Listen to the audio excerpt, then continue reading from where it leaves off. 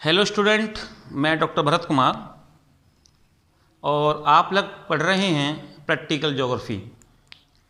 Practical geography के अंतर्गत हमारा जो टॉपिक चल रहा है वो है प्रोजेक्शन यानी कि प्रक्षेप। प्रक्षेप किसे कहते हैं, प्रक्षेप किस काम में आते हैं, या प्रक्षेप को कैसे पढ़ा जाता है, यह कितने प्रकार के होते हैं, हम आज के इस लेक्चर में इसको देखेंगे। सबसे पहले तो प्रक्षेप क्या काम आता है, तो मैं आपको बता दूं कि पूरे विश्व में जितने भी मानचित्र बनाए जाते हैं वो सारे के सारे मानचित्र प्रक्षेप पर तैयार किए जाते हैं।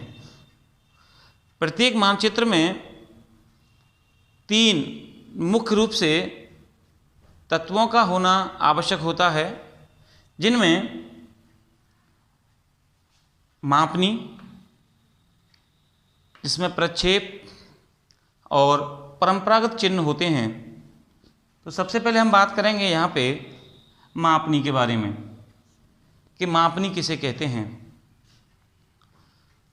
पूरे विश्व के अंदर जितने भी नक्शे बनाए जाते हैं वे नक्शे किसी न किसी मापनी पर आधारित होते हैं, और ये जो मापनी होती है वो किलोमीटर में या मील में किसी में भी हो सकती है। यानी कि अगर आपको कोई नक्शा दिखाया जाता है और उस नक्शे के नीचे कोई स्केल या मापनी बना हुआ है और वहाँ पे नीचे या तो कोई भिन्न दी गई है, जैसे 1:1,00,000, या लिखा हुआ है 1 सेंटीमीटर बराबर 1 किलोमीटर, या 1 इंच बराबर 1 मील, तो ये मापनी के उदाहरण होते हैं। मैं आपको बता दूं कि मापनी की सीधी परिभाषा होती है, जैसे मानचित्र पर किन्हीं 2 स्थानों के बीच की दूरी और धरातल पर उन्हीं 2 स्थानों के बीच की दूरी के अनुपात को मापक कहते हैं। तो सबसे पहले मापनी किसी भी मानचित्र में आवश्यक होती है, मैप में। मापनी के अभाव में किसी भी मानचित्र को नहीं बनाया जा सकता है या शुद्ध मानचित्र नहीं बनाया जा सकता है। इसके बाद में होते हैं प्रक्षेप। प्रक्षेप का मतलब होता है, सीधी परिभाषा है कि अक्षांश और देशांतर रेखाओं का वह जाल, अक्षांश और देशांतर रेखाओं का वह जाल जो किसी समतल कागज पर, किसी कपड़े पर, किसी दीवार पर बनाया जाता है, उसे प्रक्षेप कहते हैं। यानी कि जो प्रक्षेप होते हैं वे अक्षांश और देशांतर रेखाओं के जाल होते हैं।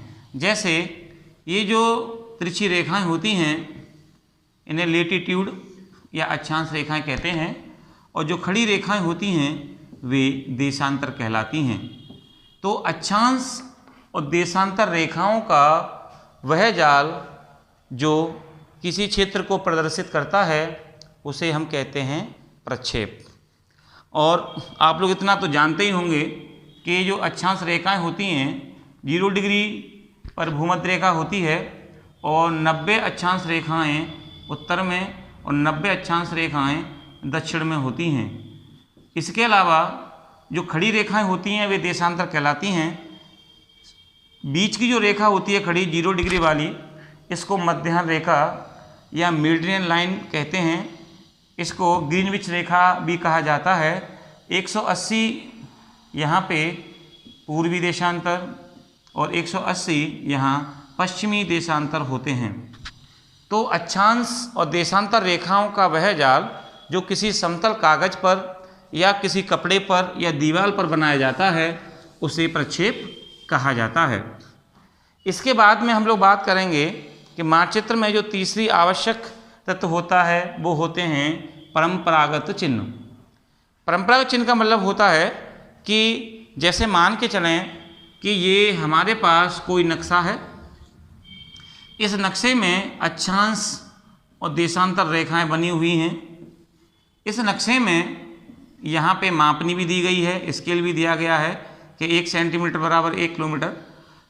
और यह नक्शा किसी भी एक शहर का है या किसी क्षेत्र का है तो यहाँ पर अलग अलग सिंबल होंगे या चिन्ह होंगे, जैसे कहीं मंदिर का सिंबल होगा, कहीं रेलवे लाइन का सिंबल होगा।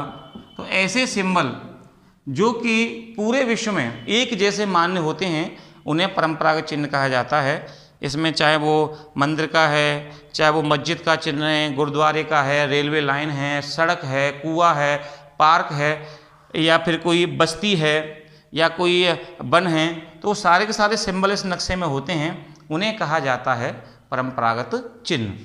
तो हम किसी भी मानचित्र में या किसी भी मानचित्र के लिए मापनी, प्रक्षेप और परंपरागत चिन्हों का होना आवश्यक होता है। अब हम यहाँ बात करेंगे प्रोजेक्शन के बारे में, यानी कि प्रक्षेप के बारे में। कि प्रक्षेप, मैंने आपको परिभाषा बता दी अभी कि प्रक्षेप वह होता है जो अक्षांश और देशांतर रेखाओं का जाल होता है। और प्रक्षेप को 3 प्रकार से अलग अलग रूप में पढ़ा जाता है। इसमें बेलनाकार प्रक्षेप होते हैं, इनमें शंक्वाकार प्रक्षेप होते हैं और खमद्य होते हैं। बेलनाकार को इंग्लिश में इसे सिलेंड्रिकल प्रोजेक्शन कहा जाता है, शंक्वाकार प्रक्षेप को कॉनिकल प्रोजेक्शन कहा जाता है और खमद्य प्रक्षेप को जेनिथल प्रोजेक्शन कहा जाता है। इनके भी अलग अलग प्रकार होते हैं। अगर हम लोग बात करेंगे इन प्रोजेक्शनों की तो यहाँ पर ये जैसे कोई ग्लोब है और ये जो भूमध्य रेखा होती है, इस भूमध्य रेखा के 23.5 डिग्री उत्तर और 23.5 डिग्री दक्षिण का ये जो एरिया है, ये जो एरिया है यहाँ पे 0 डिग्री से 23.5 डिग्री नॉर्थ में कर्क रेखा और 23.5 डिग्री मकर रेखा का जो एरिया है, ये एरिया जो होता है, इस एरिया को दिखाने के लिए ये बेलनाकार प्रक्षेप बनाए जाते हैं। ये सिलेंड्रिकल जो प्रोजेक्शन होते हैं वो इस एरिया को शो करते हैं, कर्क रेखा से मकर रेखा के बीच में। जबकि जो शंक्वाकार प्रक्षेप होते हैं ये 1 मानक अक्षांश, 2 मानक अक्षांश अलग अलग रूप में बनाए जा सकते हैं। तो यहाँ पे जो शीतोष्ण का एरिया आता है ये 66.5 डिग्री नॉर्थ और 66.5 डिग्री साउथ। तो ये जो एरिया है, ये वाला ये जो एरिया है, ये ऊपर और नीचे, इन एरिया को किसी भी देश का क्षेत्र दिखाने के लिए यहाँ शंक्वाकार प्रक्षेप को पढ़ा जाता है। जबकि जो ध्रुवों का जो एरिया होता है 66.5 से 90 डिग्री वाला, ये रीजन जो होता है, इसे एक प्रकार से हम लोग जेनिथल प्रोजेक्शन के रूप में या खमद्य प्रोजेक्शन के रूप में इनको पढ़ते हैं। तो ये जो खमद्य प्रक्षेप होता है ये ध्रुवों को दिखाता है। अगर कोई ऐसा देश है जो ध्रुवों के पास में है तो वो हमें जेनिथल प्रोजेक्शन या खमद्य प्रक्षेप से दिखाना पड़ेगा। और अगर कोई भूमध्य रेखा के आसपास का देश है तो हम उसे शंक्वाकार प्रक्षेप पर दिखा देते हैं। और अगर कोई 23.5 से 66.5 डिग्री के बीच का अगर कोई देश है, अगर कोई कम क्षेत्र दिखाना है तो हम उस एरिया को हम लोग शंक्वाकार प्रक्षेप के माध्यम से दिखा सकते हैं।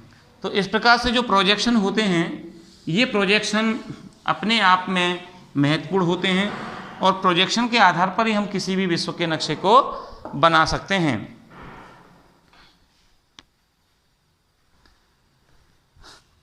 अगर हम लोग देखेंगे तो ये जो बेलनाकार जो प्रक्षेप होते हैं इन्हें भूमध्य रेखा की लंबाई के आधार पर इनको पढ़ा जाता है। और भूमध्य रेखा की लंबाई ज्ञात कैसे करते हैं? भूमध्य रेखा की लंबाई को 2πr के द्वारा ज्ञात किया जाता है। अब ये जो वैल्यू होती है ये 2πr की, ये r जो वैल्यू आप देख रहे हैं ये रेडिएशन होता है और रेडिएशन के माध्यम से हम लोग इसको ज्ञात करते हैं। जैसे मान के चलो कि आपको कोई भिन्नी दी जाती है कि जैसे आपको भिन्नी दी गई है, मान के चलें कि 1:50 करोड़ मापनी पर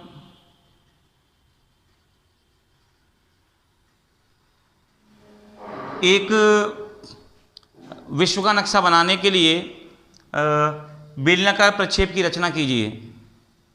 तो जब हम बेलनाकार प्रक्षेप की रचना करेंगे तो सबसे पहले तो ये जो भिन्न दी गई है क्वेश्चन में हमारे में कि 1:50 करोड़ मापनी के आधार पर दिखाइए, तो सबसे पहले हम लोग को क्या करना पड़ता है कि इसका आर निकालना पड़ता है, जिसको हम कहते हैं रेडिएशन।